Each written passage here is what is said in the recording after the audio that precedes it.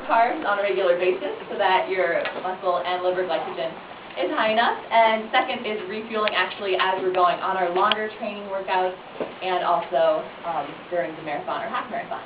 So first, figure 1.1, 1.0 over here. We have basically examples of low carb diets, normal, and high carb diets. And what it's basically trying to show is that your low carb diet has the lowest reserve of glycogen. If you think of your glycogen as being your fuel tank, and it's the fuel for your energy to go, your fuel tank is relatively low to begin with. So you don't get to go for as long. We have time on our y-axis. So low carbs, they only get to go for about 50 minutes or so before they're exhausted. On a normal diet, you have more fuel in your fuel tank to start, so you can go for longer. And finally, on a high carb diet, you've got almost 3 times as much glycogen to begin with, more fuel to start with. You can go for almost 3 times as much. This was a little chart from an experiment done looking at specifically quads before they were exhausted. So it makes a difference how much you have to start with. And then the second chart over here, which I forgot to label, but we'll call it figure 1.1. Basically, we have 2 people. We have the solid line person, which is the smart person that refuels as they go during their long workouts, and the dotted line person, which is a very unhappy person. And basically, both people are starting off right here with the same amount of energy, happy energy, lots of energy, ready to go.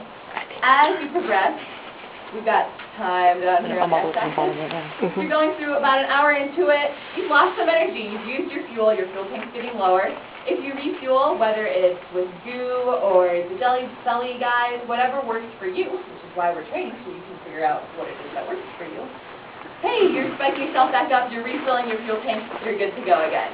And that process just keeps going because you're emptying the fuel tank, refilling it. So you stay in that happy area. Notice, big, smiley, happy face. We like that area.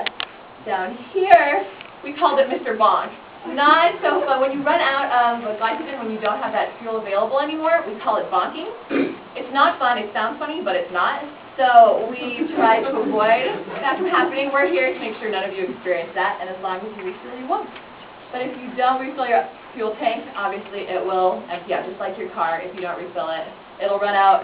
When you run out, you're not so happy, and we will avoid that from happening.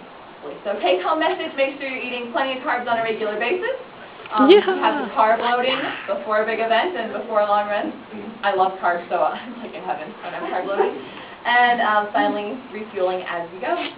So if that left anybody with lots of questions, let me know. I love talking about this kind of stuff. You might be able to tell. And Except for Bonnie.